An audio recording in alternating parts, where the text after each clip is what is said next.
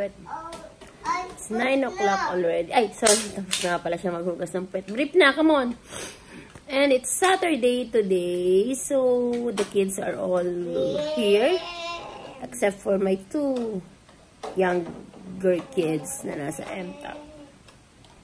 Yung akong 2 older boys ay nandito. And I'm planning to alisin na yung aming Christmas decors. Tapos na ikaw magpupo. Ayan. So, tutulungan ba ako ni Marius na mag-alis ng Christmas tree? Yes. Alisin na natin Christmas tree. Magbababay ka na sa Christmas tree. Okay? Okay? Yes? Yes daw, yes. Paano sabi mo kay Daddy kaninang maga? Daddy? Daddy, yab ako. Ihi, Mommy. Daddy, yab ako. Ganon, sabi mo? Ano muna? Look at me muna. Look at me. Ano sabi mo kay Daddy? Daddy? Ay, ganyan talaga, ganyan. Arf-arf mo si Daddy. Umihi kasi ako kaninang maga, tulog pa siya. Tapos nagising siya, sabi niya, Daddy, yab ako, ihi, Mommy. Nagpayab ka kay Daddy? Oh, sus, nakita na naman si Daddy. Lanlambot na naman. Ano? Anong kinain mo, noodles? Wag na. Ito, kwento mo na lang sa kanila. Masarap ba yung noodles? Yes, Masarap, pero, bakit ka dedede? Kasi, kwento mo sa kanila, bakit ka dedede? Ay, busog. Wag mo i-stop. Bakit ka dedede? Kasi, ayaw namin. Kasi, bakit ka muna dedede? Kasi, maanghang noodles. Tatanggalin na natin. Di pa rin tayo nakakapagtapos sa Christmas tree. Kanina pa tayo nagsabi na magtatanggal ng Christmas tree. Oh, kasi umalis pa tayo. Saan tayo nagpunta? Ano ba talaga? Dede ang magtatanggal ng Christmas tree. Kulit-kulit naman ang baby. O, tara, magtatanggal na tayo.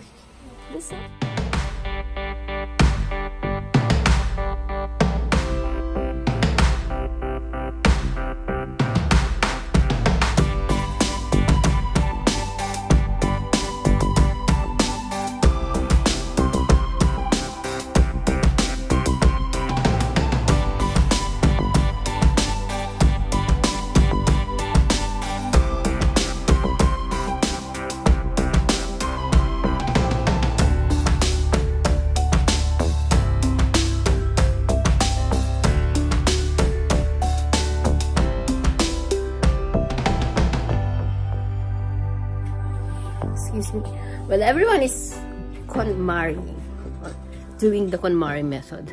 Diba ako tapos na? And I just want to show you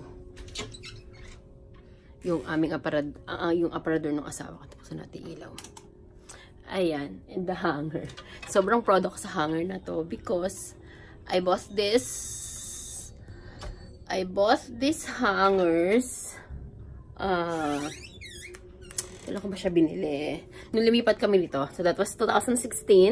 16, 17, 89. So, magti 3 years na siya. At buhay pa din siya. So, it's a wooden hanger. It's only... Nabili ko yata ito sa Japan Home. It's only... 88 pesos for 4 pieces. Ang saya. Ang lakas maka-social ng aparador. Kahit yung mga damit galing okay-okay. Pero yung hanger mo, ganun kaganda. Diba? Yun lang. Nagbabasa kasi ako ng Facebook. Lahat halos ng friends ko nagko-KonMari. Ba't ganun? Ayun. Ako hindi ko kaya. I can't do the folding. The folding. Yung folding ng clothes, hindi ko talaga kayang i-accept yun. Hindi siya pang sakin. Ayun. I have my own method of folding. But it works in most people. So, ikaw, have you tried that? Or napanood mo na ba yung Tidying Up with Marie Kondo sa Netflix? Ako nag-try ako first episode pero hindi ko pa natatapos. Kasi I was watching it while breastfeeding Marius. And then, sabi niya, siguro sa halfway ako, kinalapit ako ni Marius. So, ibig sabihin, gusto niya yung attention ko nasa kanya lang. And I should stop whatever I am doing. And I should just watch him dede. Ayun.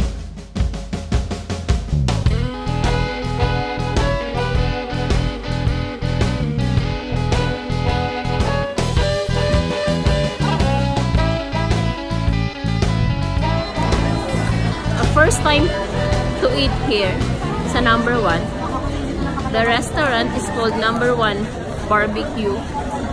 And I was, oh, they have, yes, chicken oil. And I'm actually, saan si Marius?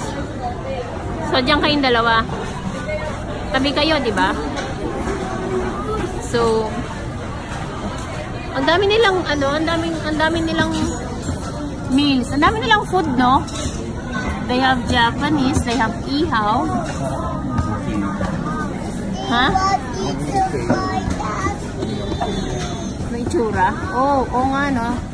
Teka, picture ako. Ay, bawal pala, diba? Bawal pala magpunta doon sa area na yun. Pero there's an area here. Ayun, o. Ayun yung area na yun, na nakita yung yung meat nila, kita yung lechon belly and the US smoked beef. I'm going to try to get nearer and show it to you. Ay, asan yung number natin? Ayun. Number 7 for a family of 7. What are the ads? Uy, tayaan mo sa loto yan, Dad. 7 yung look at, tingnan mo yung number natin, 7. Tapos family of 7 tayo. Tayaan mo, Pompiang. Hirap kumuha ng combo. Ha? Ubus na yun. Lagi ay, ubus ganon? yun. Tapos 7 pa? Lagi maraming tao dito eh. Kaya, we never attempted na kumain dito. And this is the first time nga na kumain kami dito. Kasi konti lang tao.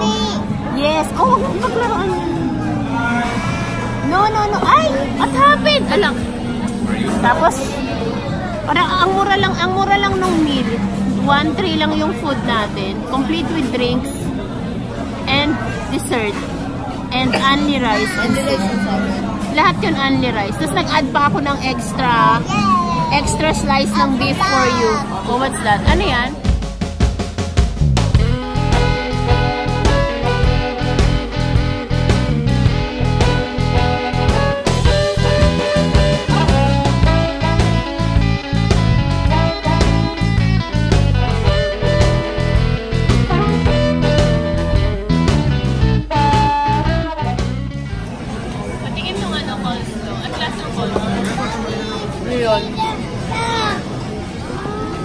Gusto ni Marius yung food niya. Wow! Wow, it's the first time that we're leaving SM on a sunny day. Usually, gabi na kami nagpupunta rito. Eh. March na yung captain, Marius. Ah, talaga. Nakakatuwa, may nagbili ng ice cream kay Marius. Kasi tinanong ko yung kasama niya kung saan nabili yung melona. Kasi gusto ni Marius ng melona. Tapos free lang daw doon sa kinainan nila na restaurant. Tapos binigay niya yung extra kay Marius. Nakakatuwa naman. Grabe. Sobrang nakakatuwa. Nasaan na yung anak ko? Hello guys. We are eating parang dulo-dulo. Kastanyas. Have you tried? Natikman. Sa mga nagtataka or nag-wonder kung ano ang kastanyas daw. Ayan. Kung nag-wonder kung ano ang lasa ng kastanyas, lasa siyang medyo hawig ng kamote. Mas masarap lang ng konti. So, medyo mahirap lang siya buksan. But if you... Yapas, ayun, Mami. ang hirap po, ayun. So, ang hirap buksan. Yapas. Ay ko. Ang hirap. Nabayang ka lang nagbibideo. Tsaka, kanina ang dali. Na-conscious bigla.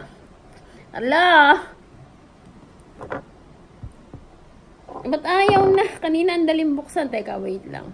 Ay, ito, try natin. Usually kasi yung iba, medyo open na yung ganito nila. So, mas madali buksan pag ganun. Ayan, katulad yan. Oh. So, let's try.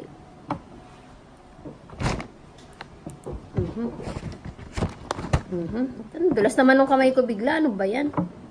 Yun. Yapas. Yun. Ayaw. Ayun. Ayan. So, na-open na. Dito sumakit yung kamay ko. Ayan yung itsura niya sa loob. Sarap siya. And 100 grams, 100 grams na kastanyas ay only 130 calories. So, maganda rin siyang pang diet. Kasi, wait lang kung nag-video ko. Maganda rin siyang pang diet kasi Yung isang 100 grams, sobrang hirap niya buksan. Mga 2 oras mo kakainin.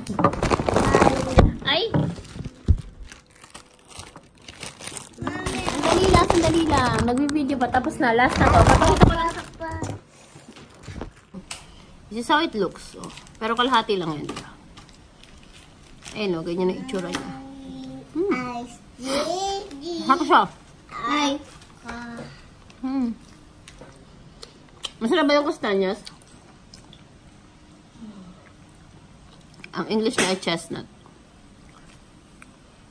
Masarap. Natikman mo na ba? Lasang kamote, di ba? Lasa siyang kamote pero mas masarap. Para sa akin, ha? For me. Kayo, natikman nyo na ba ang chestnut?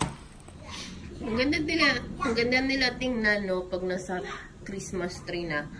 Ang ganda rin nila tingnan kahit pag wala na sila sa Christmas tree, nakakatuwa. Ang sarap sa mata. So, babalutin ko yung lahat yan ng craft paper before I store it.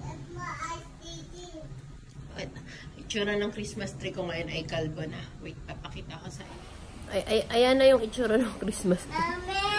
So, tatanggalin ko na tong mga mga regalo. Diba? Itong mga regalo na to ay mga DIY ko. No, gimme. Gawa ko to, no? Gawa ni Mami to. Sobrang tagal na nito, as in. Mga cardboard lang. Hindi pa to dyan. Hanapan ko pa itong lalagyan. Wait lang, mahal. Bait-bait ng baby ko. Tumutulong kay Mami.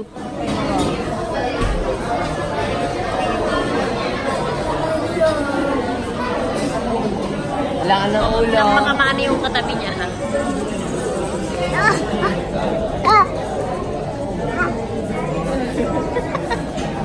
Parang mundo.